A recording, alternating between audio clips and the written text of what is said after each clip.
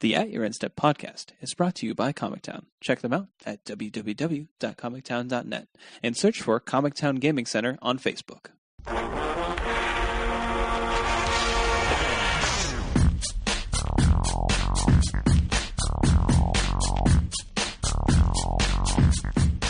Hello, and welcome to At Your End Step. My name is Morgan, and I'm here with Dave. Hey. And Mike. Hello.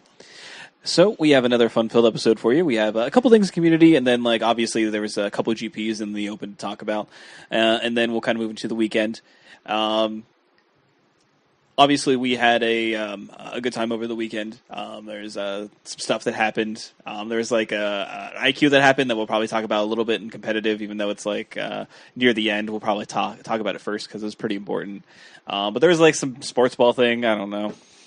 Yeah. Dave, I'm only bringing this up to you because you literally just mentioned you probably talk sports. So this is your moment. Hijack the podcast. This is your moment. We're giving it to you.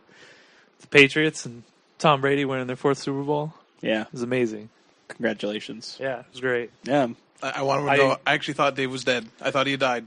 Yeah, when he was celebrating, because there was a very tense last moment of the Super Bowl. If you didn't watch it, the Seahawks made an improbable catch, correct, which I thought was going to spell doom for the Patriots, and that's how they've lost in the past. And the Patriots turn around, and I thought in a span of 30 seconds, Dave's heart exploded within his chest. It was and then it came back. I felt like it was the most terrifying moment, but then the most exhilarating moment of your life. Just about, yeah. I may or may not have legitimately injured myself celebrating after the interception, which I'm still walking with a limp. So, that's true dedication right there. I'm glad that Emperor Belichick could guide his way to a championship by mind tricking. Blew up another planet. Yeah, by mind tricking the other coach to run a pass play instead of giving it to one of the best rushers in the game. So look at Morgan knowing sports ball. I'm proud of you, buddy. Yeah. So we'll move on though, because I know there's a lot of people here who just immediately did "Oh, you're doing this episode?" No. I mean, Dave's from Boston. What are you gonna do? That's all I want. That's fine. It's all right. Move on. We can. All right. So let's go on and move into the community topics. So, was this over the weekend or pretty much just last week near the tail end of everything? This is last week. So it was on January 30th. So on Friday. Wizards announced an update to their Wizards play policy. Basically, what this update breaks down to is that they're allowing Wizards employees to actually play in paper Magic and Magic Online events, as well as their families and stuff like that, more so than they would be able to previously. So, ideally, they're going to be able to do things like pre-releases, F&Ms, low-value tournaments. Nothing that'll lead into Premier play, right? And nothing where prizes exceed $250. Right, so correct. Low-key events. So, if you have a really super sweet F&M, no Wizards employees will be there. But I think this is pretty cool. And they have to announce themselves. Yeah, they have to introduce themselves to the TO and stuff like that. I don't know if you know who I am, but kind of a big deal. They can't Aragorn it, sit Strider in the back of the room, smoking a pipe. Who's that guy? This Donkey's a Wizards employee. This Donkey's a Wizards employee. So what happens now when Stod comes back into town, in Columbus? He's going to come to Common Town and just walk in and just be like, "I'm here." You know me. Ryan, one tournament entry, please. Please seat me for the draft. Well, it does say down here, tournament organizers have the right to deny admittance to Wizards employees for any reaon. Ryan could just be like GTFO. Probably won't do that. I don't think so. Probably not. But if Staub was getting mouthy, maybe. Just maybe. But this is pretty cool. You have people that you have Frank Lepore, who's obviously in a relationship, lives with Melissa DeTora, and at least being able to go out and be with the community that you have helped support in many facets is got to be a relief. And being able to do things like Magic Online events is actually pretty cool, because then you can still produce content for your website that you're part of and stuff like that. So I think it's pretty cool, and it's nice to see them a little bit more relaxed about it. As more and more of the better players get sort of recruited into Wizards, it's nice to see them still right. They go in and the door is shut, be like, will we ever see them again? Mm-hmm. No, they won't. Yeah. And there's a blackout period. So there's a blackout period still. So they won't be able to do standard or limited until after so long after a set's released. They give an example of Fate Reforged. It was released on January 23rd.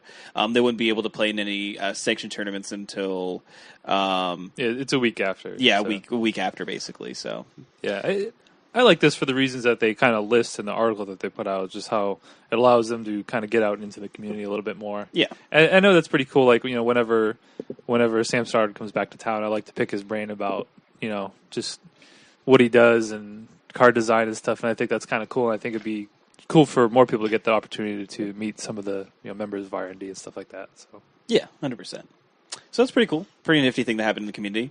Something else that has actually happened previously that we haven't yet talked about yet, unless you follow us on Twitter, then you might have seen someone's, are the hashtag that was started in the Arcana, which is 4 MTG cards. So these are forward cards that have been significant to you in your Magic existence, per se.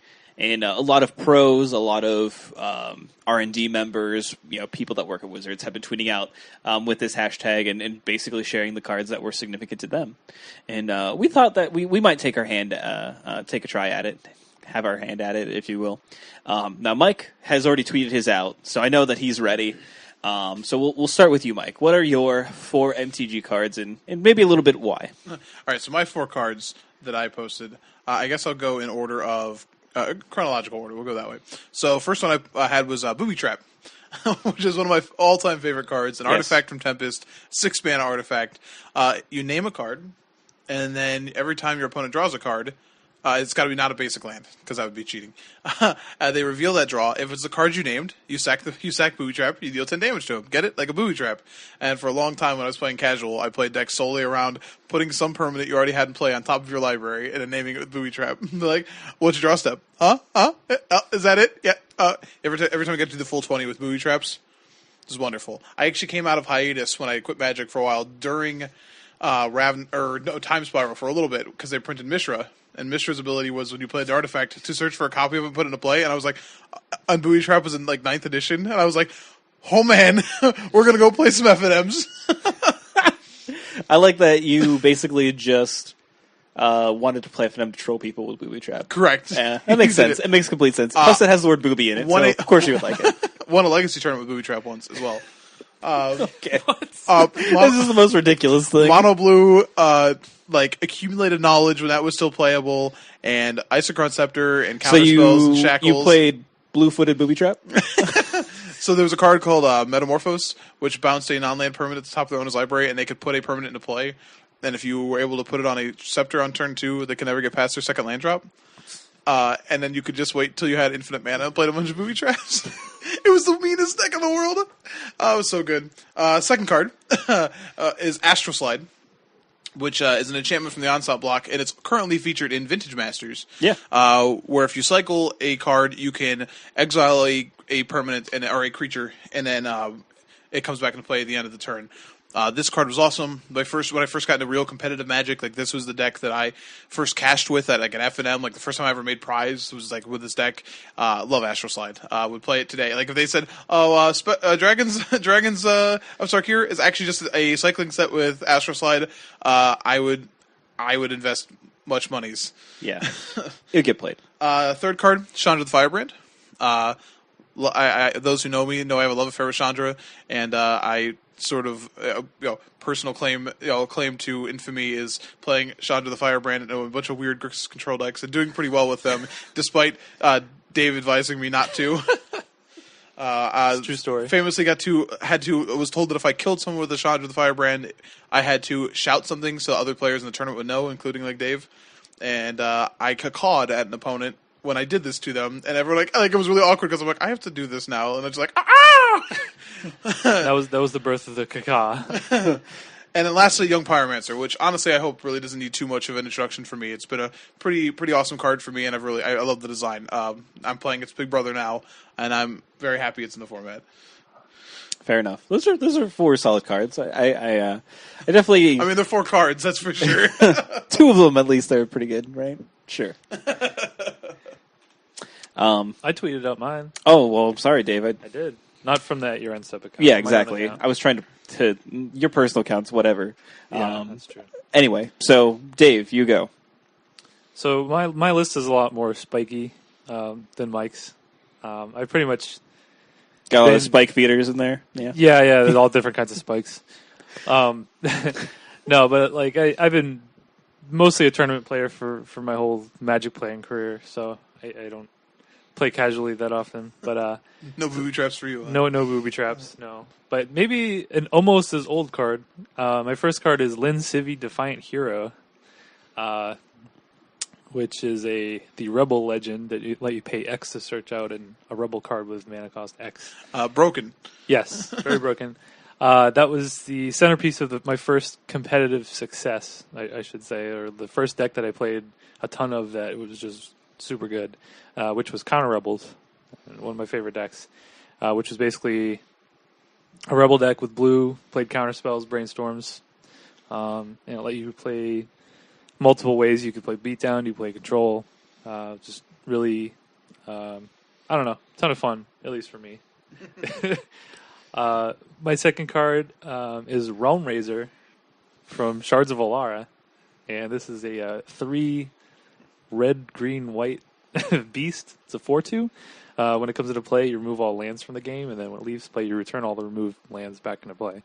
So it's basically like an Armageddon.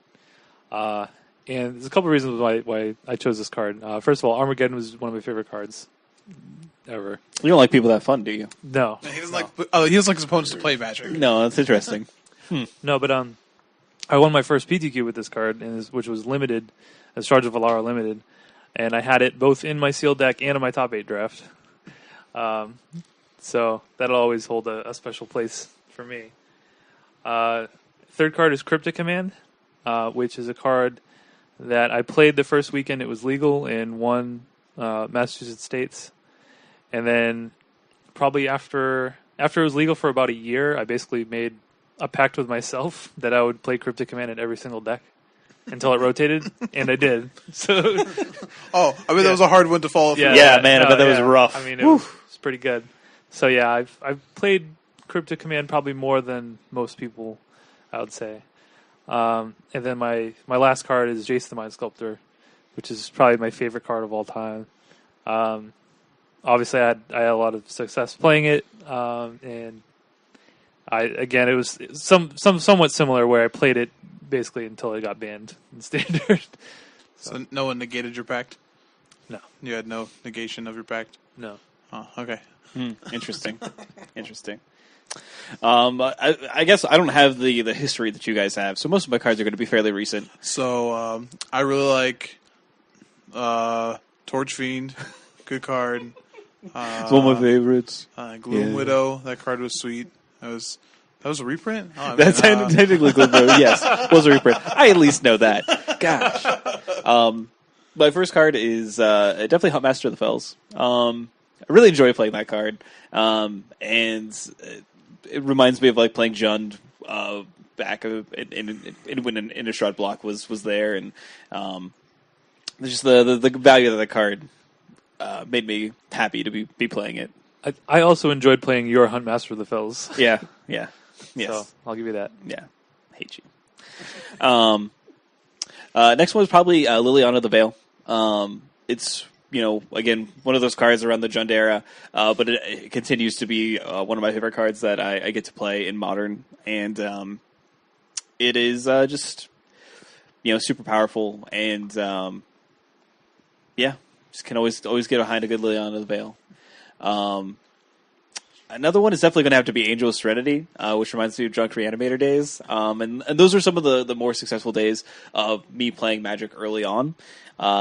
And just playing that deck was always a blast, and it got me my first camera match for Star City Games, in which I lost to Andrew Shrout, but I don't even feel bad about it. And then a card probably that is pretty influential to me more recently. It's definitely Stormbrace Dragon. I think that card is probably one of my current favorites in Standard, and definitely is leading to some of my current success with standard as it is. I feel like that card's super powerful, and I want to keep playing it until it rotates out. So yeah, those are my 4. But again, recent, but whatever. That's I don't know. This hashtag is just on Twitter has been really fun to go through and read and see some of the crazy things and older cards. The Arcana ones. Do you see those? No. Where they had original arts obviously the playtest cards before beta. So the Wrath of God was a hand coming out of the clouds and flicking a guy off a mountain. And so it was I was like, oh man, these are really awesome. Yeah. So and it's a great way for if you're someone like me that doesn't necessarily have a whole lot of history with the game or significant history with the game. You get to see some of these pretty nifty cards that came out and were hugely influential in people's lives. So definitely check it out. Just search the hashtag on Twitter. Share yours if you haven't already. Keep it going because it's really cool to see something like this come out of the community that's fairly positive to say the least. I thought about doing a top 4 cube cards.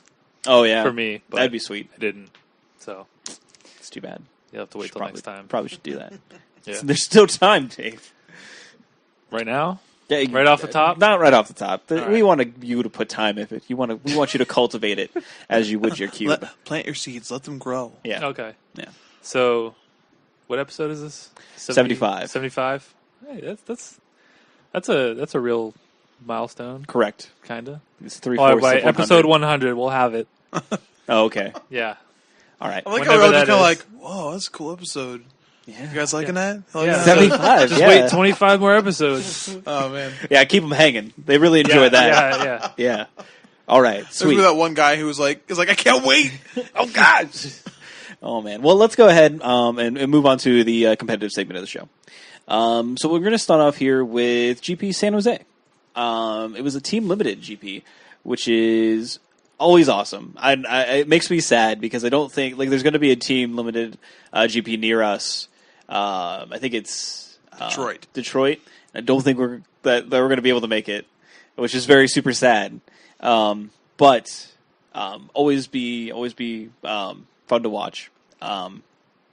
So it was won by Team Pork Butt Oath. I'm loving this name so much. BBO. It is obviously, a bit of a homage to the Peach Garden Oath of Turtenwald, Duke, and Jensen. But this is LSV, Paul Cheon, and Eric Froelich. Also known as hashtag QCheon. Yeah, it was Mission QCheon. Yeah, and they did it. They've done this before, too, yeah. He was not queued for the Pro Tour this weekend, and now is. Yeah. I want you to understand, the whole purpose of winning this tournament was to get him qualified, and they did it. Yeah. What the heck? And they had to actually win. Yeah, they actually win it. Yeah. And they actually defeated, some slouches over here. Paul Rietzel, Matt Sperling, and David Williams. Yeah, just total scrubs for the game. Yeah, clearly. Former GP winners themselves. Yes, correct. So, needless to say, the watching the finals must have been pretty awesome. I didn't catch any of the coverage, unfortunately. I was, doing stuff. I was watching Patriots bring home that 4th trophy. Yeah. Okay, we gave you your time. You had the top of the show. You're going to keep going back to that. He's even wearing his Gronkowski t-shirt. Yeah, I want you to true. understand this. Of course. Anyway, but yeah, I mean that's pretty awesome. I mean, limited is limited, and we've talked about how uninteresting it can be sometimes to watch. But I was really hoping that I would be able to watch the draft. They do what top is it 6 teams? Top 4. Top 4, yeah. I was really hoping to watch the top 4 draft, but and all the teams are very good because the third place team was Ari Lax, Craig Wesco, and Fennel. And Craig or Chris. Chris Fennel. And then the 4th place team, they're not names you would have recognized, but each one of them is won a GP. So even the team that was not full of pros are still really, really good players. Right. So I mean, do you I think that's fairly common in these team events, though. Oh no, for sure. But even to the naked eye you would think and a team of randos, but go look at their profile. It's not. Right. And it's just because you have a giant brain trust with you. I mean, you have other people to actively talk through plays with and be able to make the right decision. And as long as you have decent sealed decks and you know how to draft, and especially I feel like a lot of these guys know how to draft with each other in the same pod. So I think that probably helped them a lot in the in the end. No, I would agree. It was interesting. If you go, like, I enjoyed reading the profiles because, like the team, right? You're right. So Sperling and Williams. Like, one of the questions was like, what card that you really wanted to play had to go to another person's deck, and pretty much everyone answered that question except for that team, and their response was, "We don't think that way." Nice. And it was just like very much like no, we build the best decks we can this way. Like, there's not, and like I on one hand, it sounds sort of like, I don't know, sort of like, no, we don't think that way. But at the same time, like, it was interesting to see how, like, that's actually a really strong team, and it didn't matter. Like, it's like, doesn't matter if they have a card, it's because their deck needed that card. And like, if a random group of people that I play with around here was like, oh, why did you make this decision? Oh, well, because this group, I wouldn't believe them. And that sounds really terrible, but I would just be like, but when this team says each player had the card they needed to have, I'm like, I believe you. I am sold. Right. I mean, like, they have the caliber to say that and they've obviously teamed up together on multiple team GPs. Like, this is not very uncommon to see these three players together. No, I feel like these 6 players, the final, like, this is just like their plan. Like they're planning Sunday morning. Like, so after the finals, you guys want to go to we got to eat. Like, what do you guys want to do? Like this is just fun for them. Like, that's the scary part. Is like, this is obviously competitive, but this is like, they look like they're just like, to use the term playing, like, ambiguously, like, they're actually just like having fun. Correct. Oh man, Magic could be fun. Yeah, that's weird. Yeah, they're really good at that though too. So that's weird. There's that. All right. Next, we have GP at Mexico City, which is also limited.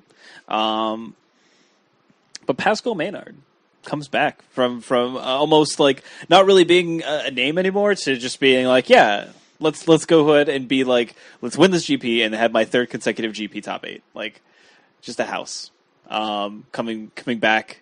I feel like we haven't heard him for a while now, but these last few GPs, he's been cleaning up house. Yeah, there's a lot of newer, shinier programs, but Pascal's still making a difference. Yeah, it's really it's that joke is super nerdy and super niche. I really apologize. Super nerdy. If you didn't get it, feel good about yourself. Yeah. I'm serious. Be appreciative of your lack of computer knowledge.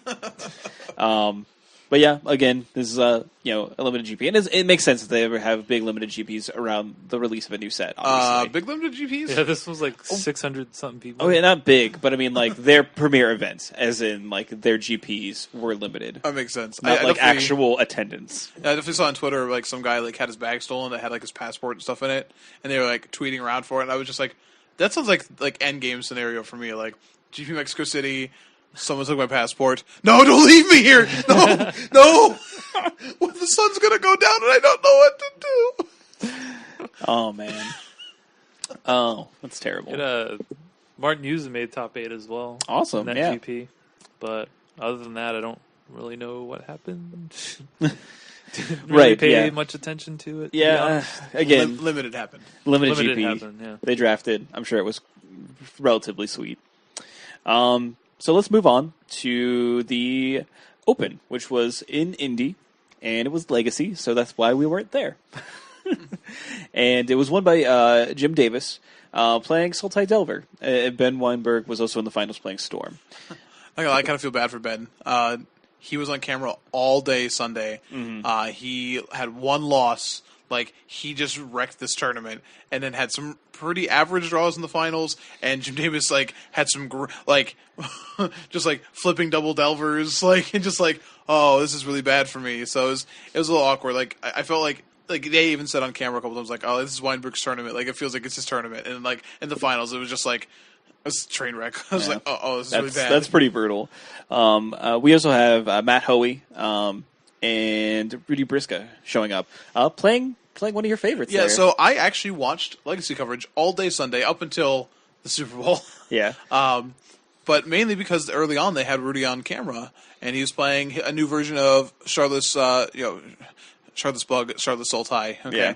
Yeah. And this is the deck that I enjoy playing in Legacy, and wasn't really playable for a long, since Treasure Cruise. Yeah, Treasure Cruise kind of made that deck like, oh, you could draw 3 cards? Oh, that's cute. Yeah, Cascading in Division. But he was playing like Dig Through Time, which is really sweet. He was playing Tassiger, which was really sweet as well. Like, he was doing this with Goyfs too, so it was like, I don't know. So like pretty much I was just like watching like very closely every time he was on camera, and I liked his deck. I gleaned some things.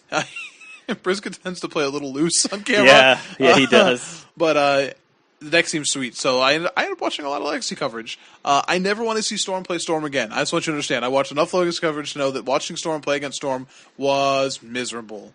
They don't do anything to each other. They kind of it's like little like, and then somebody combos off. Like, that's it. That's all that happens. So another interesting thing to kind of come out of this event was maybe the resurgence of Maverick, which hasn't really been on the map, but it's been slowly showing up in the past, either in the opens or in the IQs they have. But there are like a couple of Maverick decks here kind of showing up again, which I find to be interesting. And as someone who may have to play some Legacy here soon, I brush up on some of these decks that are running around here. And if Maverick's back on the map, then something I definitely want to know about.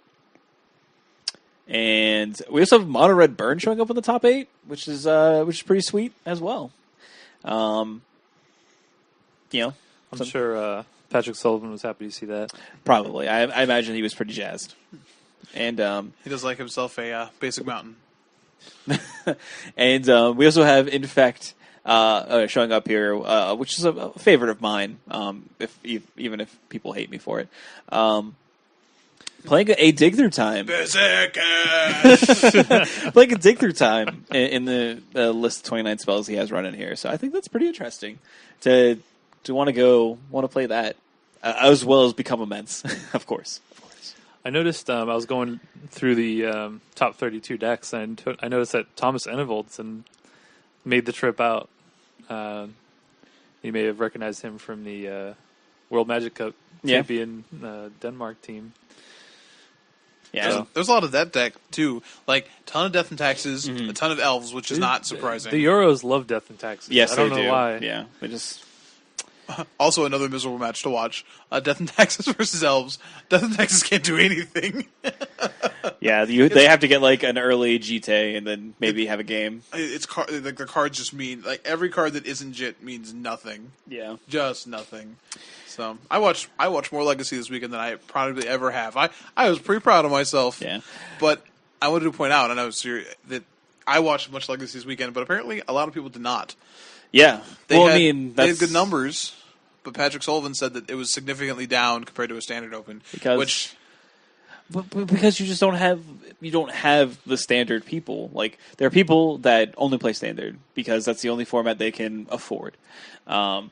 And that's the only thing they really are interested in, and they don't know what Legacy cards are. They don't know what the interactions are, and as welcoming as it is to watch P. Sully and Cedric, go through everything, they just can't follow it or don't care about it as much as standard at the very least. Yeah, I think that's totally a valid point. I just to add on to that as well, I think with standard, obviously the format is constantly evolving, so I think it would hold your attention a little bit more. You're like, oh man, because somebody could actually brew up a sweet standard deck. More than likely, you're not going to see something new come out of Legacy. We did see Eric Rill had a pretty sweet brew, but I don't think he did very well with it. Not do so well, no. But there's a Monastery Mentor deck in the top 32, which is kind of cool. Blue-White Control, 17th place, Jacob Coffey. 3 Monastery Mentors. Interesting. Nice. That is some spice. But yeah, I mean, I feel like, especially with the last Standard Open, which was the first week that Fate Forge was legal, I mean, they had ridiculous numbers, but everybody wanted to see what new cards were going to impact the format, what was going to come out. And I think it's just more exciting in that sense, even if the interaction aren't as powerful as there is in Legacy. I know that a lot of people like Legacy because it's just like all the sweetest cards ever. Yeah.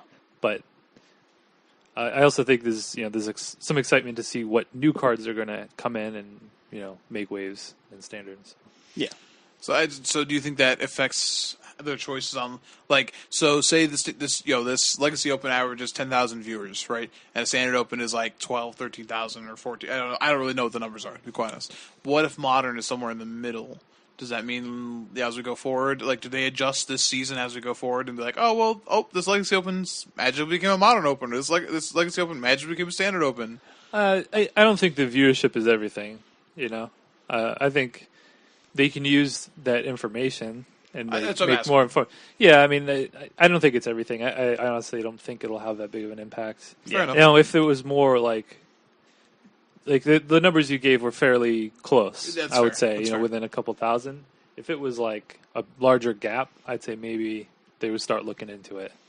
But, Yeah, and I mean, like, there's a reason why we only know the events up until the Columbus Invitational, so that they can analyze these numbers and make their decisions accordingly.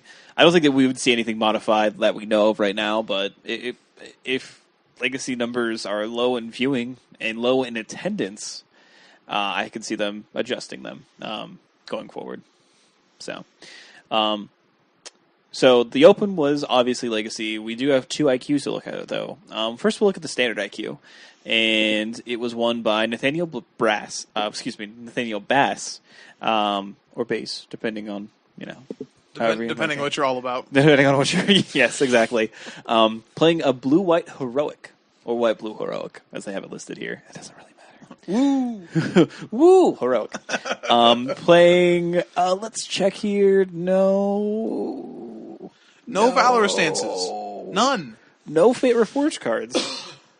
I mean, you can technically count Tranquil Cove. That card was reprinted in Fate Reforged. I don't understand this. That card is having such a profound effect on the format. How it is the one deck that it made the most sense in not playing it consistently? I don't get it. It doesn't make sense. So I saw lists that are still running the 2-mana one. What is it? Feet of Resistance. Why are you running Feet of Resistance now, when you have Valor Stance? So Feet of Resistance could actually be a response to things like Bile-Blight. It's true. It is definitely true. So that could be the only idea that I could come up with. I, of course, am a big fan of Valor Stance. I'm a huge fan of that card, and I don't know why either. I would want to play that. I'd also want to try out Monastery Mentor in this deck.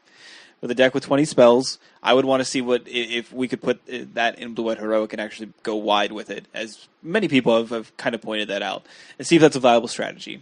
And maybe people have tried it and it isn't, but how am I to know? But yeah, this is still a deck, guys. Don't forget about the heroes.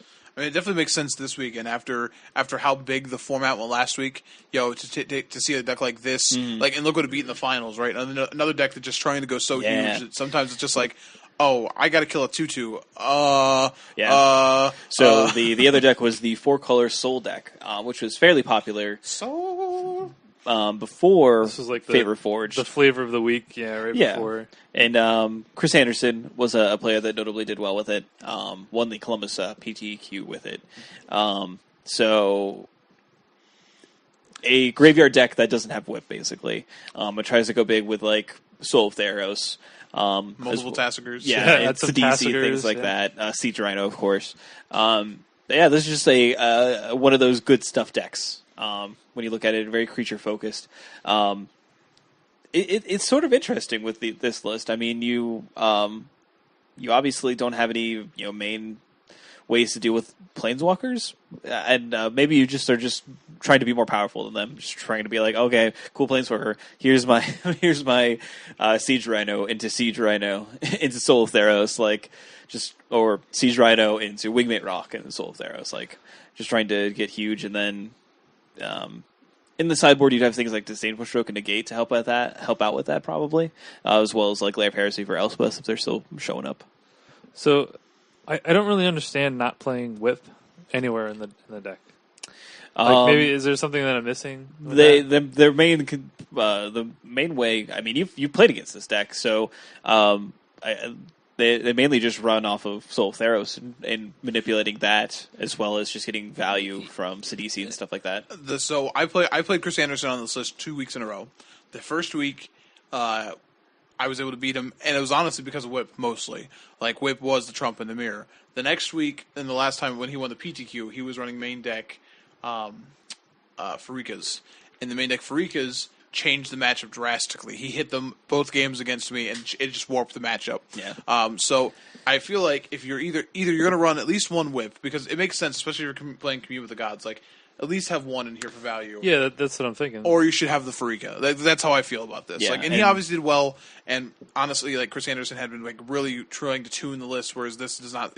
We're just trying out Tassigers here, but I agree. It should either have a Pharika, and it doesn't have a Pharika in the 75. Now, granted, Pharika was for the Whip Mirror, so right now I would agree with playing at least one Whip in the main somewhere. Yeah. I mean, you can get it pretty handily. You only feel bad if you mill it with a Satyr Wayfinder or something like that. But even then, like it's unlikely. But you still have like Tassiger as well, so it's like it's not it's not the worst case scenario. Yeah, not an impossibility. Another deck we want to highlight here is the Teamer Aggro deck in third place, playing 4 Frostwalker. If you don't know what Frostwalker is, it's the 4/1 for 1 and a blue with the illusion ability or downside. Whenever it's targeted by something, sacrifice it. Yeah, this deck's sweet. Yeah, got a lot of 4 toughness creatures, 4 power creatures. 4X. Yeah, 4 X's. Just how they drew it up when they designed it. Definitely has a lot of synergies with Flamewick Phoenix, of course. You can get that back pretty consistently with this list. As well as Crater Calls, it definitely gets a huge boon from all your 4 power dudes. 6 shots. Yeah. It gets a huge boon from the Satyr. Yeah, also exactly. in this deck. Correct. Yes. Also 3 of Surek Dragonclaw in the sideboard because control. And I think it's funny how it has just 4 power dudes in every color though. Like you got the Boon Satyrs, the Frostwalkers, the Ashcloud Phoenix. Yeah, just like gotta catch them all. Yeah. Do you have 4 power? I want you in my deck. Surek Dragonclaw definitely seems interesting because like looking at this deck, it looks like you're pretty weak to Drown in Sorrow and Bile-Blight. So then, like against Blue-Black Control, like they're boarding in all the Drown in Sorrows. You're like, well, I'm going to board in the Sriracha Cat counter and hope that you just have like Drown in Sorrow in hand when I flash in my 6/6. Like Drown in Sorrow, Sirach, buddy. He ain't sad. Yeah, I think like this is pretty interesting. Sirach is definitely a huge draw to the deck, which separates it from just going with red-green. It feels like it might help a little bit in the blue-black matchup, but I mean, a lot of your creatures already have haste anyway. In blue-black, just might have a difficulty dealing with that if you are playing straight red-green. So I feel like they definitely have a bit of a trouble with those big aggressive decks. But we do have a lot of control in the top 8. 2 blue-black control, and then 1 Sultai control. Which is just literally Gerard's list. Just Gerard's list. So he might have been onto something with his Rakshasa secrets and interpret the signs and I like interpret feed the signs, clan. But actually, I don't think he's actually playing the interpret signs. What? Oh, could be wrong. Yep, nope, not playing it. Man, oh well, I don't know if Gerard's list had a treasure cruise.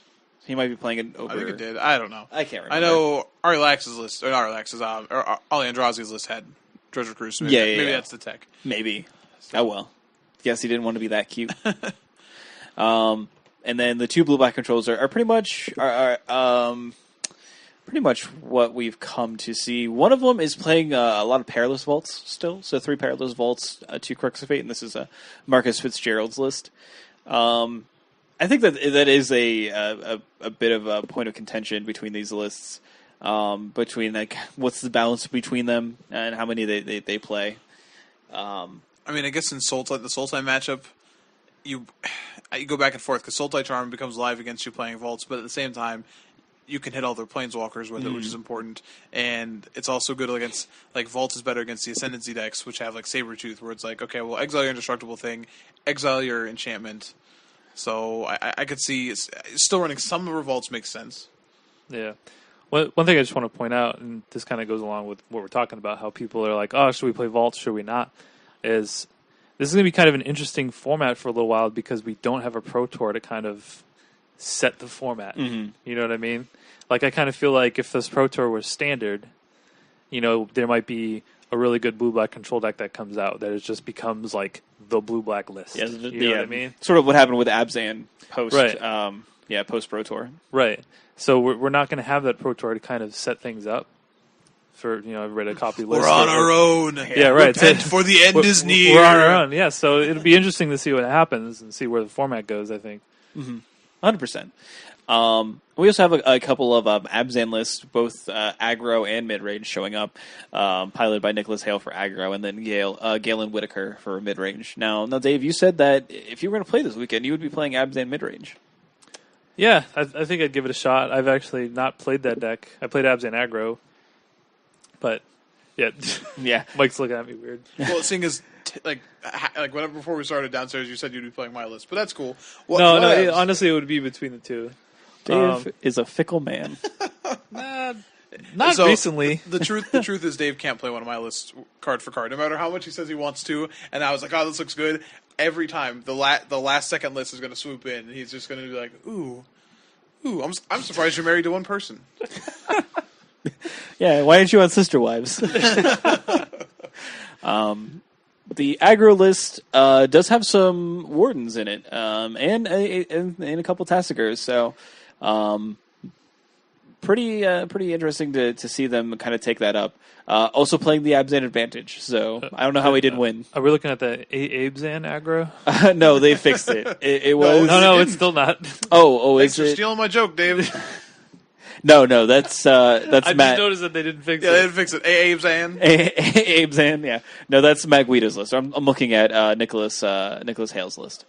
That has the 3 Warden of the First Tree and the 3 Valorous stances, and it's pretty sweet. Let's look at the Abzan aggro list. 4 Warden, and bringing back the Herald of Torment as a 1-up as well, and two Valorous stances. Herald of Torment is a spicy 1-up still. Like, sometimes you just get in board stalls and Herald of Torment like swoops in, like caw! Up and over! Just picking up a giant Warden or something like that. I guess they wouldn't really use anything as Trampler or anything, but I like the idea of like a Herald of Torment just like chucking a Siege Rhine over a wall. Yeah, exactly. Get in there! Now, something I did want to bring up, much to my sadness, no red-white aggro. I know we only have the top 16, so we don't know if it was in the top 32 or what have you, but no red-white.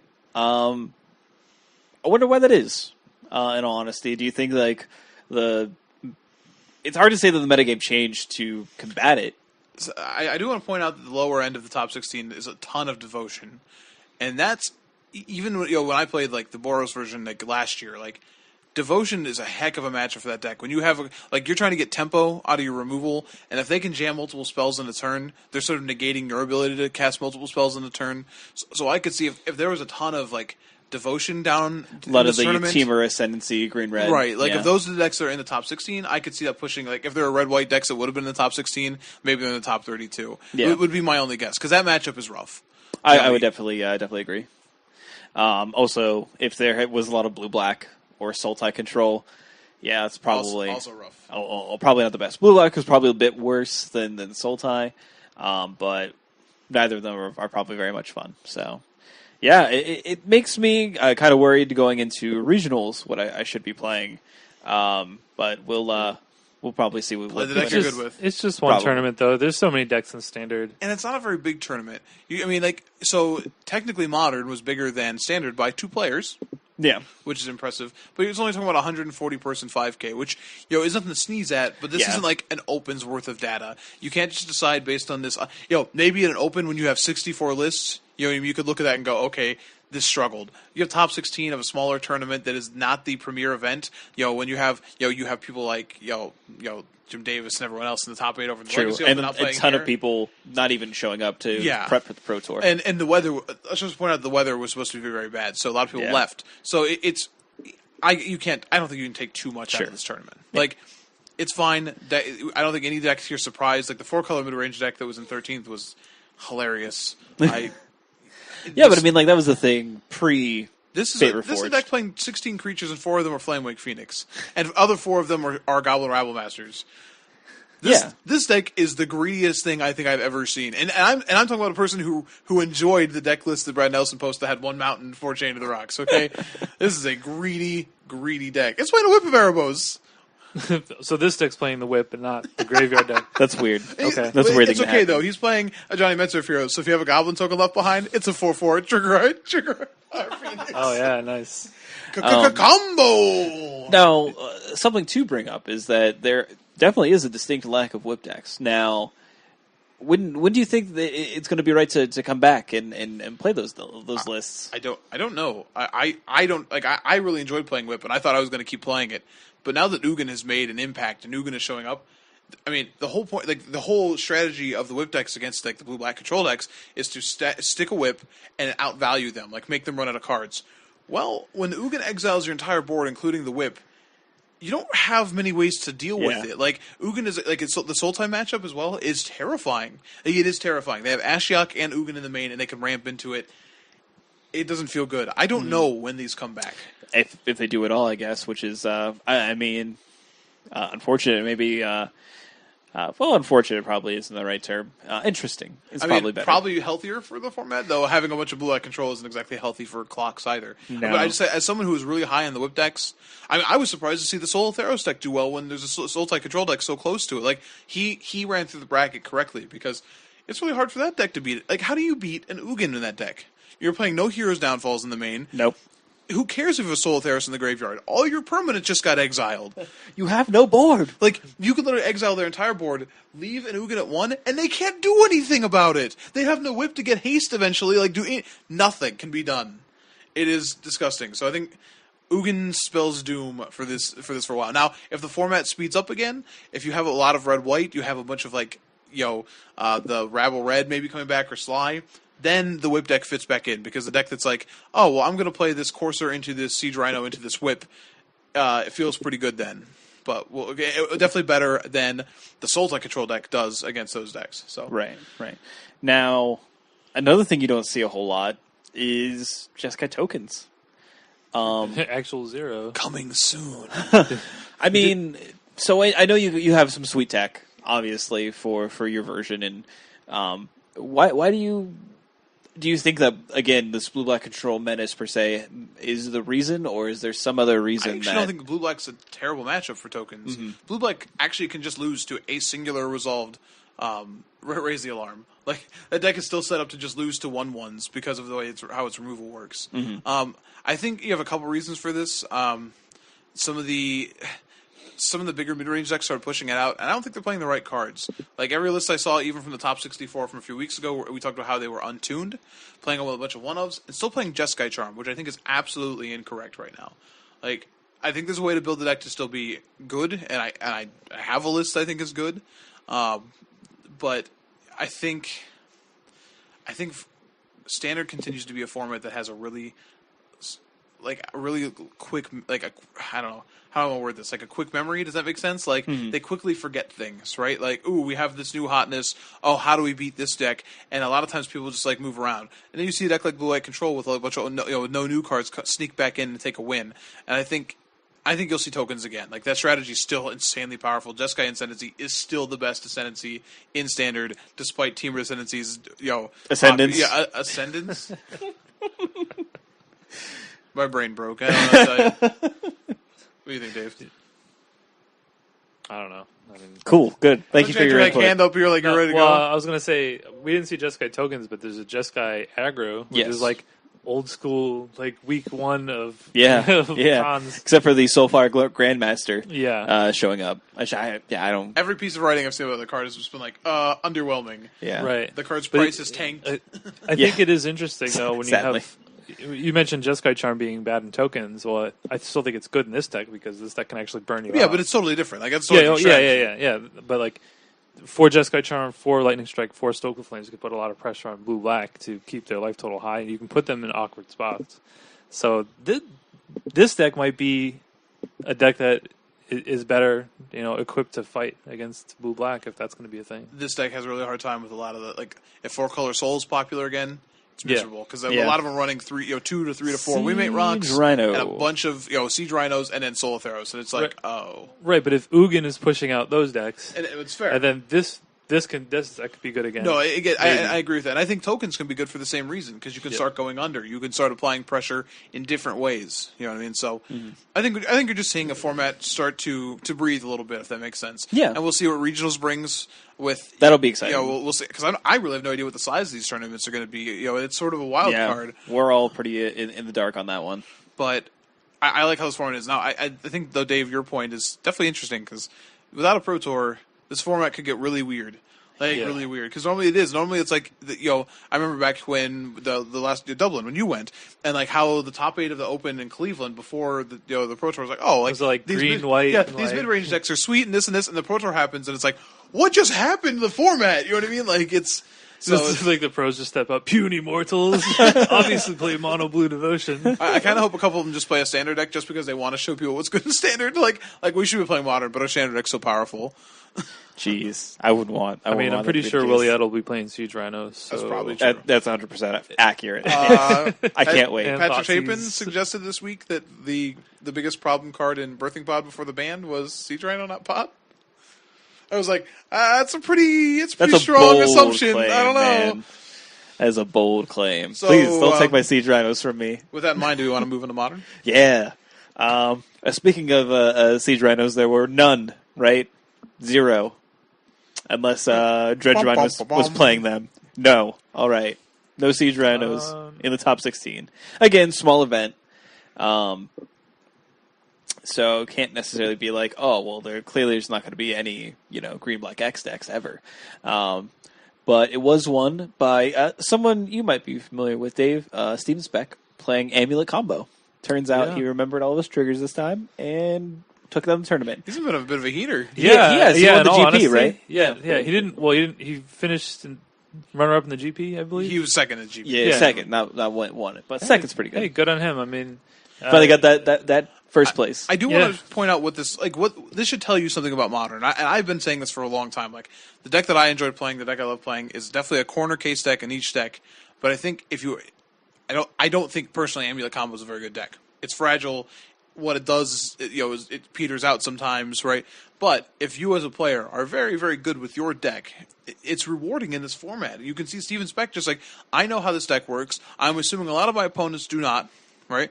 And I can take advantage of that. And he's, second place in one IQ recently, second place in a GP, winning another IQ. Like, the guy's making bank with this deck. And so, you can play a strategy like this. As long as you know the strategy, you tune the deck yourself, you know what you're expecting and how to play it. It sort of shows you that, there's powerful decks in Modern. Yes, there's tiers. But sometimes it doesn't matter. Yeah. That's kind of nice. That's kind of the nice thing, with Modern, is sometimes you could just be like, I want to play it. This deck does things I like doing. I'm going to play this deck, and I'm going to play it so well that I can just outplay my opponents. Which I think is a sign of a good format. Exactly. The second place was Green-White Hate Bears, played by Nick Hanna. This is not a deck that you see very much, but definitely is still a house. Playing Sigarda main, which I'm sure was much... I'm sure they resolved that against many of their junk or Jund opponents, and they were just like, I can't... No outs. Can't deal with that. Don't have a wrath Literally spell. no outs. Also has Thrun, too. Yeah. Maybe that. You don't. You start playing Damnation in your sideboard, and that's what you do. That's the only way out. This is another deck that's like look at all these like random one-ups and stuff, but his opponents I'm sure were consistently surprised by Sigarda. Like, oh, what? Sigarda? Any junk opponent he did play that against, I literally just went, oh, no. Right? Or like Thrun too, like, oh wait, what just happened? Like, and that's he playing another deck. Now granted, we could say the same thing about Modern we said about Standard. Pretty small IQ on a Sunday where a lot of the better Eternal players are in day 2 of that event. But it's still cool to see some of these sort of unique strategies. Like, hey, you could build this deck if you wanted to, and you could probably do pretty well and attack people with a Baneslayer with 1,000,000 Exalted triggers. And there you go. There you go. Have a Sigarda that no one can do anything about. It does make me want to play Sigarda in my sideboard of my Abzan deck, though, which I have seen before. I strongly suggest it. I really want to. When I played Junk back at the 50K, like, the deck itself was very average, but a Sigarda was great. Well, I have to find a Sigarda now, because I used to have one of those, no longer do. Sadness. We also see that things like Affinity and Burn are still going to be pretty probably pretty popular in the format. A lot of people invested in Burn when you can play Treasure Cruise. What deck makes it back in the top 8? Blue, White, Red Control. Oh, yeah. The Sean McLaren special. We called it. Speaking of that, I think I said that I thought this deck would be good, and we all did. As a podcast, we came to a consensus. Well, right. Well, yeah, I'm saying, but Modern Pro Tour coming up. Sean McLaren won a Pro Tour with that. Oh deck. Yeah, he's going to be playing this. Yeah, 100%. We'll see.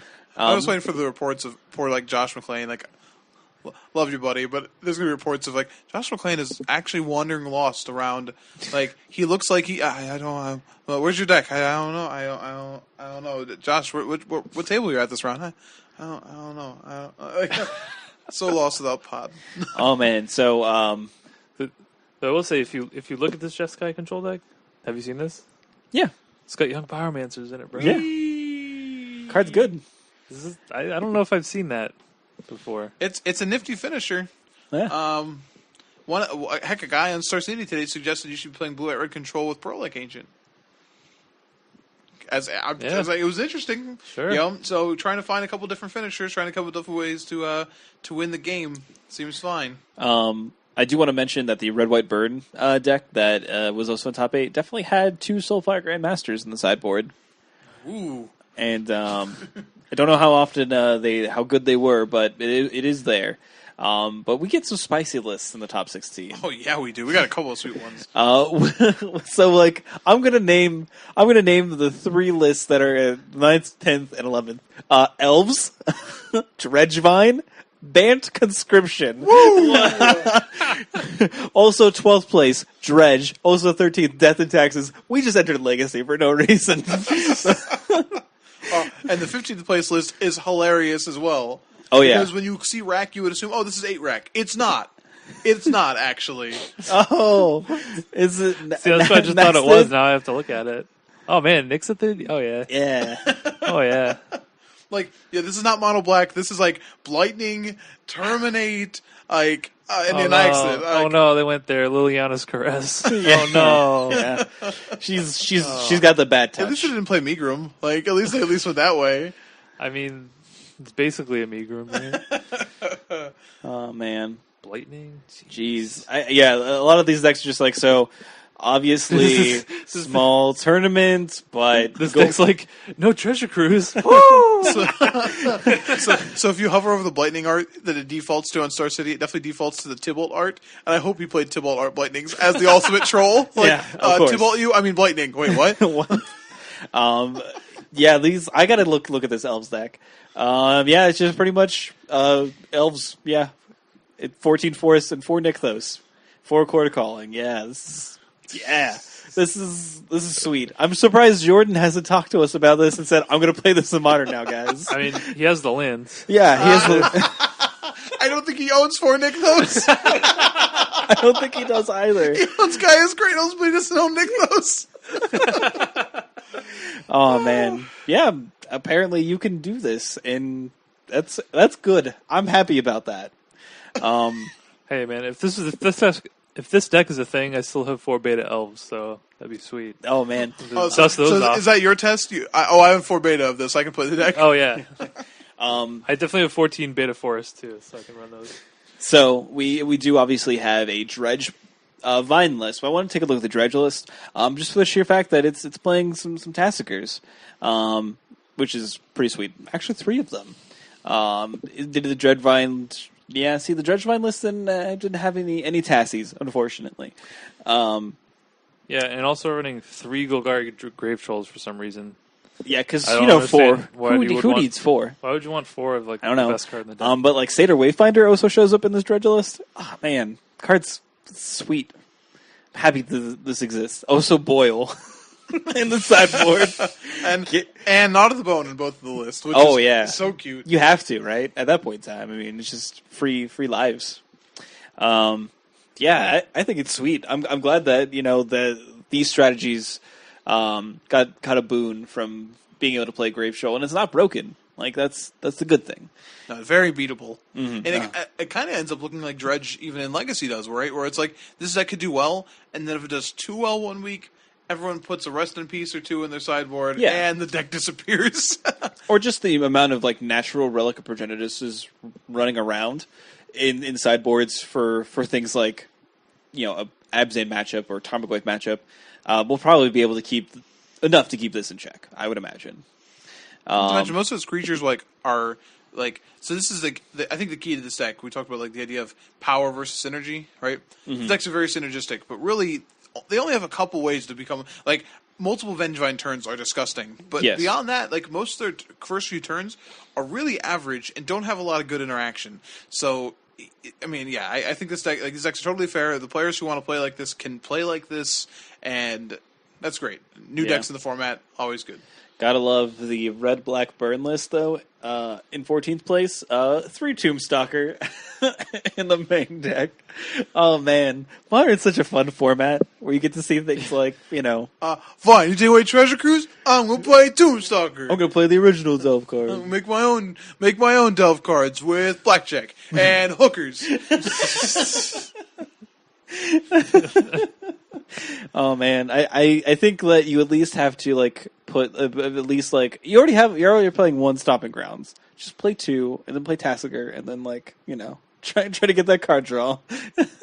I think Tombstalker's better. Probably no. I'm really. I don't know if kidding. 3 Tombstalker's better, but I think Tombstalker's yeah, why not 3? Let's just get there. Obviously, I really like.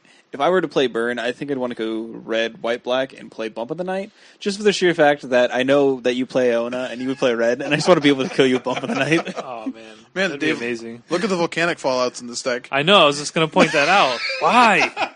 Why? Just think, hey, Fairies is deck, right? No, not even. Which is surprising. The third one on the board, just for fun. Yeah. I was like Reign of Gore showing up. That's pretty cute. Yeah. Hey, no life for you, sir. In fact, lose that life. Oh, look like those reinforcements were so timely, were they? I feel like that should be a metal band. Reign of Gore. Reign of Gore. It's probably at least a song title, let's be fair. The problem is whenever they would gain fans, they lose those fans instead. Instead, yeah. Oh, that's rough. Hard to have a band when that happens. Yeah. I'm sorry. I apologize for that one. All right. So, obviously, it's cool to see like some interesting decks show up in the modern IQ, especially since we have the Pro Tour coming up. And wait, we didn't talk about band conscription. Oh, geez. Okay, yeah, I guess we should hold the phone. Band conscription. If you guys, this was this a standard deck at one time? Oh my god! So can I just point out there's one thing I'm really upset about here. Instead of playing even one Rafiq, give me a Rafiq. Give me Rafiq or give me death. But just for this was this a standard deck or an extended deck? This was standard. Standard, okay. Yeah, this was the mythic conscription. Yeah. So basically, it is powered by Eldrazi Conscription, which gives a creature +10/+10 trample and Annihilator 2. Which is really good, but it is an 8 mana enchantment, so it's kind of expensive. But you find ways to, get it onto something that is hard to kill, and then you win the game. Because when it's on a Geist Saint Draft, it's really bad for your opponent. That's 16 damage on one creature. Can I just point out that it's arguable that the standard version of this deck is actually better than this one, because you could play 4 Jace the Mind Sculptors in it. Okay, yeah, sure. Anything that you add... when you drew those Eldrazi conscriptions, you could actually put them back in your deck. So Sovereigns of Lost Solara is the one of the engines, is the engine of the deck. You can play it on turn 3. Yeah, play it on turn 3. Love Lotus Cobra. Yeah, Lotus Cobra, just like any mana guy into Lotus Cobra and a fetch land. It's just like, oh, by the way, Sovereigns of Lost Solara, attack with my Lotus Cobra. Take 12. If you had Noble Hierarch into Sovereigns, yeah, then it's take 14. Jeez, yeah, that is something to say the least. So you can do this, do it, and if you want to make a giant creature with Eldrazi Conscription, go for it. Also, how is it that Sovereigns of Lost Solara don't have flying? They're literally clouds. Actually clouds. Yeah, I always wonder that, and you just look at it, you're like, oh yeah, that has flying. And then you read the card, and you're like, what? How many spirits, spirit creature types, how many of those don't have flying? It feels like it's near impossible, actually. Yeah. Unless they're like Dothy. Are these shadow creatures? Yeah, is that or Bog Wraith or something. They're just very... They're just, I do want to point out, Pan Conscription, or Mythic, Eldrazi Conscription is definitely a $10 card. Yeah. Gross. It's called Commander. They're out of stock right now. It's called Ural Commander decks. Yeah. Heard that guy's pretty good with an Eldrazi Conscription attached to him. But yeah, like I said, it's great to see interesting stuff happen in Modern. That's why it is far more interesting for me to really watch a lot of times in Legacy, because Legacy you consistently get elves, but you don't get elves every day in Modern. So, continue on with Modern, though, there was a local Modern tournament, a pre-TQ, if you will, that we all attended, which is awesome to actually be able to attend a tournament as a podcast. And it was fairly small. It was like 17 people, I believe, was the final head count. So it was a 5-rounder, but barely, with a top 8. And we all top 8'd, too. Yeah, we know how to play Magic, apparently. I don't know. It's very shocking for me, to say the least. Better than 500. Woo! Yeah. So who wants to talk? So let's at least talk about the decks that we played. So I played Abzan, of course. And the guys helped me out a lot with my sideboard decisions and stuff like that. So gotta help them. Gotta say thank you guys for helping me with that and making sure that I was well equipped for the potential decks that could show up. Mike, what did you play? I played Fairies. Oh yeah, it was quite of a surprise to us all because we had no idea he even owned Bitter Blossoms. No, of course not. I played Blue White Tron with Ugin. And guess what? Ugin's the man. Well, he's actually a dragon. So. Dragon Man. Well, maybe really. He was just a dragon, but he destroyed thatched roof cottages. Dave, what did you play? I played Delver. Still, yeah, but you had it wasn't traditional Delver. You had some interesting choices. I spiced it up. Yeah, I added black. His Treasure Cruises alternate Tassikers. Yes. Yeah, exactly. In Murderous Cuts. Yeah. So yeah, I played Grixis Delver, basically replacing Treasure Cruise with Tassiger and Murderous Cuts and Death Marks on the board, which were sweet. Those were pretty hot. So. We all top 8'd. I ended up doing the best. To everyone's surprise. Hashtag humble brags. You bashed me out. I did. I bashed Dave out in the quarterfinals. But my tournament was pretty funny because we all get there, 17 people, pretty small, so someone gets a bye. Of course Mike gets the bye, and I'm like, yes, I don't have to play against Blue White Tron because that's a really bad matchup. But I definitely have my opponent. Inquisition him or Thought Season turn 1, and it's just like, oh, okay, you're actually playing Blue White Tron. He was playing the original Redukeless. Correct. So, yeah. And we talked for a while about some changes and stuff. And man, if you're listening right now, as I said, I really love this deck. Get some matching lands though. It makes Urza sad from beyond the grave. So, I Thought Season and I go, oh, great. This is just what I wanted. And actually end up drawing with him. So I win game 1, he wins game 2, and we draw game 3. And I'm like, I didn't lose. That's the best thing I could ever have. And then I proceed to win the next 3. So I'm 3-0-1, pretty much a lock for top 8. Decide to play the last round against Mono Red Skred. What his deck name was Skred Dead Redemption. Skred Dead Redemption. Amazing. I appreciate that deck name very much, and definitely lose. He drew fairly well to be fair, and we I definitely tried to make a game of it as much as I probably possibly could. But yeah, it was pretty brutal. Still top 8'd. I play against Dave, of course, in the first round of elimination matches. And somehow able to win. I apologize for that. By the way. I mean, yeah. Your deck didn't quite cooperate. Game 1, I had a Spell Pierce and a Mana Leak in my opening hands that literally did nothing the Correct. whole game. Yes. And then, game 2, I drew a lot of lands. But yeah, that's fine. I had a fairly good Golgari Charm in game 2 too as well. So yeah, I think you're advantaged in that match anyway. Mm-hmm. But what are you gonna do? So then I go and I have to play against the Skred guy again. Of course, makes sense. But I'm able to take that game in 2 games, which was pretty exciting. I was super impressed that you beat Blood Moon. Like there was like a Blood Moon that was in play for like 10 turns, and right. Somehow you still won. Like, yeah, because my opponent didn't do anything, and then I drew my Forest, and then I Abrupticate, and then I played Siege Rhino. Well, you literally couldn't do anything. Correct. Because your hand was like all Siege Rhinos. Yeah, it was all my 3-color spells. It was fairly bad, but I was able to defeat that one. But I was defeated in the end by Tribal Flame Zoo. to much of my disappointment. He drew pretty hot though. Mike played against him, and he was on a heater. Yeah, oof.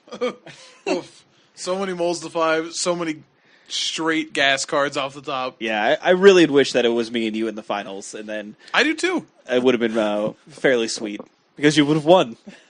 Sure, but whatever. You know. I mean, who wants to go? Who wants to talk about the tournament or anything really? Go ahead, Dave. I'll go, I guess. So I had one loss in the Swiss. I lost to actually the Scred Red guy because Volcanic Fallout, man, they still can't beat it. So, that's the thing. But I mean, I honestly don't know if Delver's good anymore. Are you giving up the ghost? I might be giving up the ghost. I only played it. I wasn't even actually planning on playing in the tournament, and it was kind of like a last minute thing for me. But I had been working on the Grixis version, so I wanted to try it out. So there were a lot of cards that I kind of was testing out. Murder's Cut main, which was pretty sweet. I played one. I'd probably go up to 2. The death marks on the side were pretty good. So I don't know. Like the Black Splash seemed worth it, but I know Mike's been kind of on me, just saying like, isn't Tarmogoyf just better than Tasigur? And yes, probably, but I don't know in Tarmogoyf. So I will say, like, if Tasigur was cute, I don't know if it was probably, I think, cute more than it was good.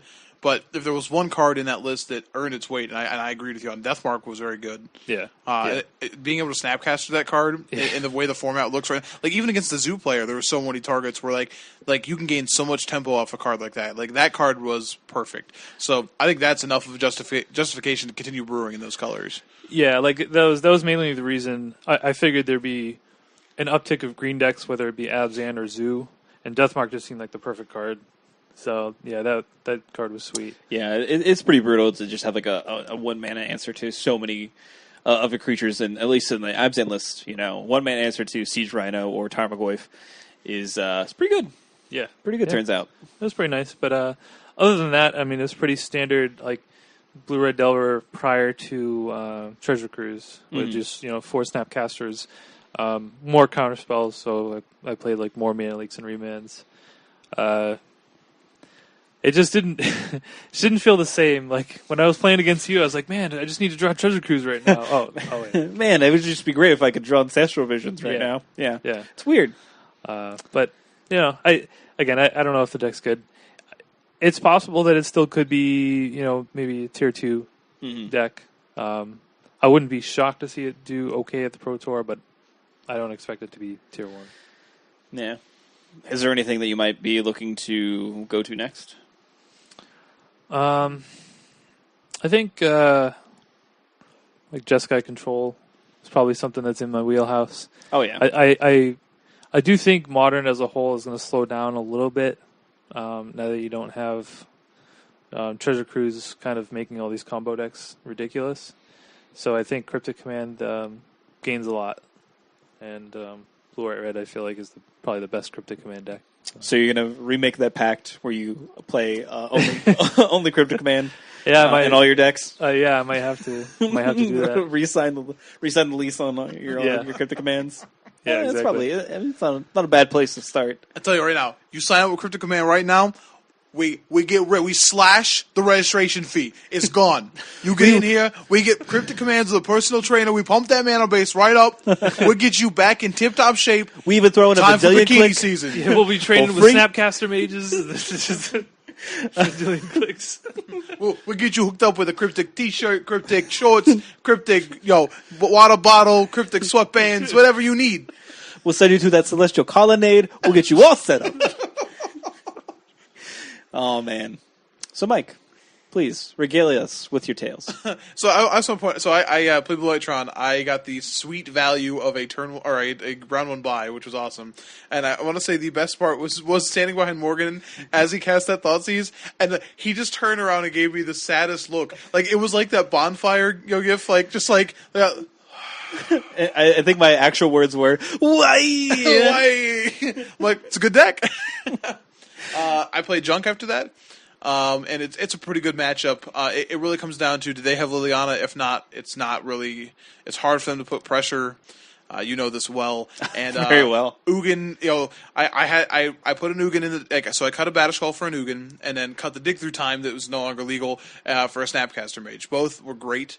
Thank you for letting me borrow the Snapcaster Mage. You're welcome. But Ugin really really did some heavy lifting in that matchup where he could just come down, exile the board, and that was it. I'd have to play another spell if I didn't want to. Like, they don't have a way to kill it besides creatures. Ugin says, I'm not letting you do anything else. Yeah, we definitely were discussing, like, on the drive down there. I was like, I don't know how my deck beats the Resolved Ugin. I don't think it does. I think I just scoop. Yeah, I think that's actually what has to happen at that point in time. Then I played, so I awkwardly had to play against the same Zoo deck, the guy that won twice. And both matches were very similar. Game 1, he mulled a 5 and destroyed me by running the best cards in the world off the top. Games two of both matches, I won without trying very hard. And games 3 were really close, and he was able to turn the corner. Zoo in general has been a fairly positive matchup for me, but his, the 5-color build is something I haven't tested too much. And honestly, against any Zoo deck, you can have the best sideboard in the world, the best cards in the world. If they have that draw, sometimes you just lose. Mm-hmm. I played against blue-white-red value Kiki, so it was like Blade Splice or Restoration Angels, and then I could combo off.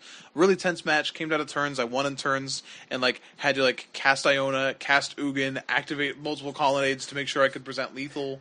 Yeah, that game was insane. It was pretty interesting to watch. It's interesting because blue-white-red control is a great matchup for blue-white-tron, but ones that can combo off, against blue-white-red or blue-white-red or control most of the time, unless they have a really, really, all of their lightning bolts and snapcasters in the first few turns, they don't really put any pressure on you, so you can sort of, aggressively cast, your gifts and those sorts of things to bait counter spells.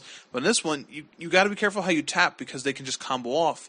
So, and they know that you can combo off, too, so you end up in this really weird, back and forth, no one wants to, there's a line, and no one wants to, So eventually I had enough mana where I could just go over the top, and that's really the key in all of those matchups. Drew the last round, and then played the guy I drew against in the top 8 who was playing Affinity. I will say this, Ugin, not so good against Affinity. Comes into play, not the best option. Comes into play and goes, you have nothing but colorless permanents. Why did you summon me? Why did you bring me here? So obviously we boarded him out. Lost game 1. We pathed the wrong creature, which is, I felt bad about. Afterwards, I felt really bad about that. I felt like that was a really bad mistake. And I was able to take games 2 and 3. Eldershorn is very, very good against Affinity. Then I played the Zoo player again in top 4, and was sad. Yeah. I think I was most sad about is that I'm going to play against the Scred Red player. 2 reasons why. 1, I think the deck's awesome. I really like that deck. And 2, because I just wanted an Iona naming red. That's all I wanted to do. Was cast it Iona red. Go. Mike just wanted to have fun. Yeah. And Morgan got to play against him twice, and I had to play the Zoo guy twice. I want different brackets. That's what I want. So, but it was a really fun tournament. I'm glad we all did well. Me too. It was we have a top 8 picture that hasn't been posted yet, but it's definitely the 3 of us. Which is yeah, it's awesome. You guys, hopefully we'll get that up on the Twitter when we get it, and you guys can all give us a nice retweet and thumbs up about it. Just go ahead and give us praise. That's right. We really just want a pat in the head. It's we're all we super want. desperate. It's all for we're it, looking in honesty. for. We literally ran a contest so you could compliment Love us. Oh, by the way, did we get the last person to get a hold of us? Oh yes, we did. Oh, so sweet. We actually were successful in giving away all of our prizes. Thank you all for who participated but didn't win. You didn't love us enough. I'm sorry. But yeah, it was a great weekend. I'm glad I got to play. I'm glad I did well. It was awesome to get second place, even though I really wanted first. And hopefully I will continue working on Abzan, and it will continue to be good. Moving on to this weekend, we have a Pro Tour to kind of take a look at. What do we kind of expect? I mean, are we expecting pretty much what everyone's saying? Green Black X will be popular, Splinter Twin will probably be popular. I bet Storm is popular. Storm and Jeskai Control will likely be popular. Anything that could be breakout now that we have these new bannings? Anything new? I don't know. I do expect Scape Shift to be some percentage of the metagame as well. That's true. Not that it's going to be a breakout. I mean, we know it exists. Jared Betcher's banned, so Ad Nauseam can't do well. Turns out. Did you see for a while there, like for a couple days, they had an incomplete list. Yeah, he wasn't on it. Of the banned people, and they're like, "Wait, did he get unbanned or something?" Like, no, he's back on. Oh no, he's totally banned. Still banned, yeah, very much so. They just wanted to be able to slow roll it and ban him again. Yeah, I can't say like. Now you said over the weekend while we were traveling to the tournament that there was a picture of Todd Anderson's team. Team Revolution was definitely testing Blue White Tron. Yeah. They definitely the Reduke version, and it's really sad that I could pick this out, but they had an Emrakul with a Batterskull on it, there was a Tower in play, and a Detention Sphere in play. And I'm like, I know this deck, and you shouldn't be playing Detention Sphere. And more than likely, if they're tweeting a picture of it, they're not playing Probably it. not, yeah. But it's cool to see them testing everything. I really think it's unfortunate how I really wish these bannings would come out a little bit sooner. If they're going to do a Pro Tour right afterwards, you really shook up the format. You gave them 2 weeks to test it. Even then, I mean, a lot of these people knew the writing was on the wall too. Yeah, but still, I don't know. I would be a fan of seeing a little more time. Well, yeah, I think to an extent that's true. I think everybody knew Treasure Cruise was going, but it wasn't as clear cut that Birthing Pod was going to be banned. Or unbanning any card. You may we don't know what kind of impact Grave Troll could have.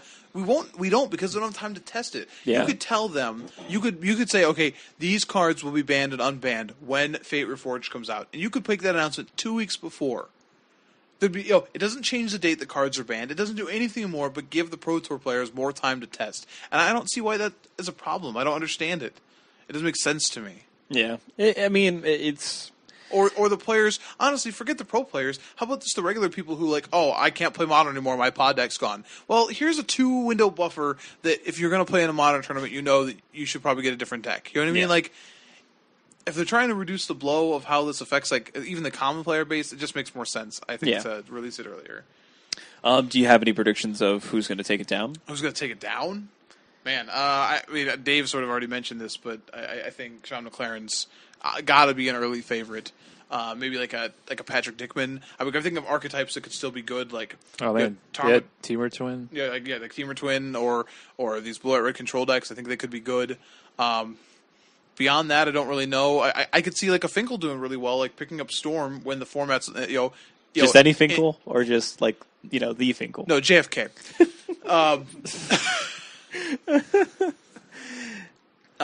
But in all seriousness, like someone who his deck hasn't changed, no, and he is the best at playing it. Yeah. So you could just pick that deck up and just run people over. I think that deck gained also by Delver not being a deck anymore because Delver was one of the best decks against Storm. Yeah, there's just less decks with those cheap interactions to keep that deck down. Yep. I'm gonna say Willie Idol, just because I really want him to actually win a Pro Tour. We said this last week. You're no longer allowed to talk about no more Willie Idol, no more junk. No more. I can talk about my Modern deck as much as I want. Get on some other pro's genitals to go talk about a different deck. No. I bought Tarmogoyfs so I could talk about them, all right? I didn't buy them so I couldn't. Talk to them by yourself. You got to play tier 2 strategies like me and Mike. Okay, right? I'll get right on that. Hey, I have Infect. I could talk about a tier 2 strategy. Yeah. There you go, do it. Yeah, talk about that. No one plays Infect. I don't know what to tell you. Tom Ross might play Infect. There you go. He might. That's actually true. Tom Ross is all huge right. for this Pro Tour. So Tom Ross or Willie Idol. Those are my two votes. Stop saying Willie Idol. We got to break you over this. I want Willie Idol to actually be in the Hall of Fame, though. I would agree with that. He's really close. That's not what you want it. You want a definitive list. You're please somebody do well so I have a list. I can't build it on my own. I don't know how to make a sideboard. Listen, it's important for people to ask for help from their friends. All right? Look at you making it pejorative. My old buddy, Willie Idol. No, I'm just saying, he showed me the list. Obviously, I'm going to talk to you guys who are fairly successful, have good success with the game. When I'm trying to build a sideboard, there's nothing wrong with that. I don't think that I should be punished for that. Whatever. I'll take the silence as a yes. All right. Moving on. Whatever you got to do. We also have regionals this weekend in Comic Town. Our lovely sponsor is the host of regionals. It's going to be downtown in the convention center. It's going to be a 5K tournament, paying down the top 64. There's going to be vendors there, so Aether Games, 2 Games, and Comic Town are all going to be vending as well. Comic Town mainly has things like deck protectors, boxes, playmats, stuff like that. But you can buy singles there. First 200 players. Now, this is including pre-registration as well.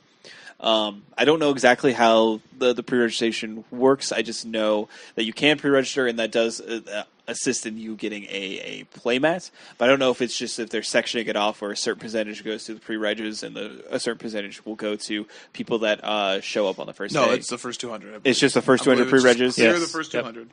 All right, fair enough. It's the first 200 pre-registers, or if there's not less than 200 people that do pre-register, the first people that show up after that on Saturday will get a special limited edition squirrel playmat, as well as there's some squirrel tokens they're giving out as well, I believe. I think they're foil, if I'm not mistaken, but that could be wrong. I've been mistaken before. But I will be out there. I know Mike will be out there, right? Yeah, I wasn't planning on it, and I have changed my plans because I think my deck is sweet, and I will be out there. So, sweet. I really want that banner. Yeah, that'd be awesome. So everyone on top 8 gets a trophy. That's awesome. So everyone gets a little. It's not like it's more like it's not a plaque. It's not quite a trophy. It's like those see-through glass. Yeah, sort of, yeah. You know what I'm talking about? But the person who wins gets a wall banner. Yeah. I need it. I gots to have it. I can't blame you for that. I want this more than the belt. That's how cool this thing is. Dave, I have to ask if are you going? I don't think so. Oh, sadness, unfortunately, despair. Yeah. But yeah, it's gonna be great, and we're gonna actually see our contest winner for the From the Vaults Annihilation, so we get to actually give that to him personally. Probably take a little picture. But yeah, it's gonna be super fun, super exciting. We hope to see you guys out there. Supporting Comic Town, as well as being a part of your regionals if you do live in the Midwest area. Everyone else that doesn't live in the Midwest area, go to your own regionals. Do not come here. We don't need any more players. I said this before. I have no idea how big this event's going to be. No one does. It could be a regular sort of 5K that we've had, which is like that 150 to 250 sort of range, and that's a fine tournament. Or this could be there's no open, and the whole of Ohio decides regionals is the place to be. Exactly. So it'd be interesting because I haven't researched if there's actually any PTQs or pre-PTQs. The same weekend as well, so that'll definitely hinder, where people set their priorities and want to go. I have to go to regionals because I have to queue. So queue then QQ. Yeah, that would be awesome if I could double queue. That's not what I meant. Oh, you mean cry? I see what you mean. I hate you. And you activated my trap card. So yeah. Anyway, it's going to be exciting. Comic Town and Griffin Events know how to run an event, so it'll be well run, and we'll be there to at least cheer you up if you're having a bad day. We can't promise happiness though. I'm sorry. But yeah, if you can, of course, please. What? Sorry, there's no PTQs this weekend. It's a Pro Tour weekend. Oh, that's right. There's nothing this weekend. Oh, geez. Regionals could be gigantic. that is fairly true then. So yeah, there's nothing else this weekend except for regionals. So yeah, prepare for probably a larger tournament. Anyway, prepare your body. Make sure that it's ready. We do want to thank our sponsor, of course, again, Comic Town. Check them out at comictown.net or Comic Town Gaming Center on Facebook. Also check us out on Facebook. We're just at Your End Step. And you can follow us on Twitter at Your End Step. Email us at yourendstep@gmail.com is our email address. We have it pretty much all on our phones, so if you send an email in, one of us is going to read it. We have nothing better to do than to reply back to you, of course. So please write us if you have any questions or concerns. Factual. Also, subscribe to us on iTunes. If you have an Android phone, Podcast Republic is another great way to subscribe to us. Or if you want to support the MTG Cast network, you can always subscribe to their RSS feed via iTunes and get a bunch of lovely podcasts that are also on there, as well as us. We're the best. We know. We understand that. But other podcasts are pretty cool too. I believe that is pretty much everything for this week. Guys, have a great weekend and a great Pro Tour weekend. Hope you guys enjoy watching the coverage. We'll be back next week to talk about everything, and you have a great one. Bye.